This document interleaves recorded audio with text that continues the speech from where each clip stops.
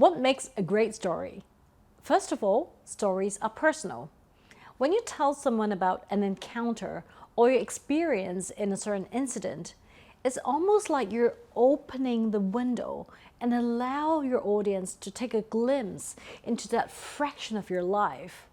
So when you retell stories, you would be also inevitably giving out some of your vulnerability. You'll be sharing your feelings, your emotions, your ups and downs, and what you learned in that incident or in that anecdote. And by doing so, your audience will be connected with you on an emotional level. Say, for instance, I would oftentimes retell my story about growing up as an introverted kid and how I went through the pain and the struggle and the frustration of learning to communicate and to now becoming a communication expert. When you listen to my story, you will be able to feel my growth and to rejoice with me with the result that I've attained. Oftentimes, I will hear my clients say, "Laura, my life is boring. I have no story to tell." But chances are, anybody's life is anything but boring. If you're looking at the inspirational moment or your source of narration of a story, try to look at the crest and trough of your life, the ups and downs. It is normally at these turning points or junctures where you will be most able to find a good story to retell. Moments of inspiration, moments of joy and bliss, or moments of depression and frustration, how you came out, or how you actually learned something about life and yourself. So with that said, I trust that if you're able to tell a personal story, then you'll be able to communicate on an emotional level. Just to note that there is a difference between a personal story and a private story. I do encourage you to differentiate that, because in a business context, what I highly recommend is to share personal stories, but not private stories that you would regret or rather not share. Second is finding the moral of your story. When we listen to business stories or personal stories even, we oftentimes find that the best ones have a central theme.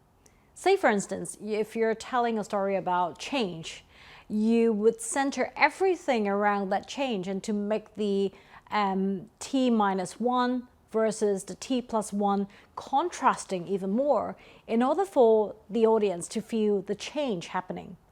Or if you're telling a story about struggling, you would then be building up the pain, the frustration, the depression, the sadness, the challenge, and then to build then the resolution as an outlet of the story for your audience to go through that emotional journey with you together.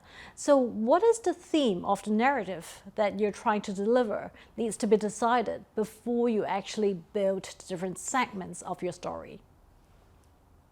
There are various types of online or book tools that are available for you to learn how to better structure your story. And my personal favorite are the following two.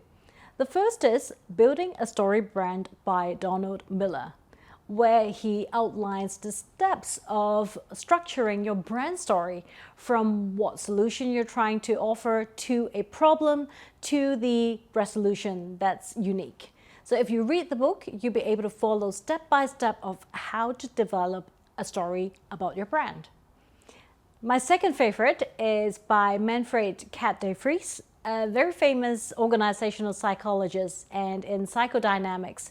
In his book, Telling Fairy Tales in the Boardroom, he utilized the traditional tool of fairy tales to symbolize different types of dysfunctional leadership in organizations. Using the tool of storytelling of fairy tales, he gave an exceptional example of how storytelling could be applied in explaining business concepts or in outlining what are the types of character that you actually see in leaders. So the recommendation really is to look for resources and to plan a good structure of your story based on your center moral.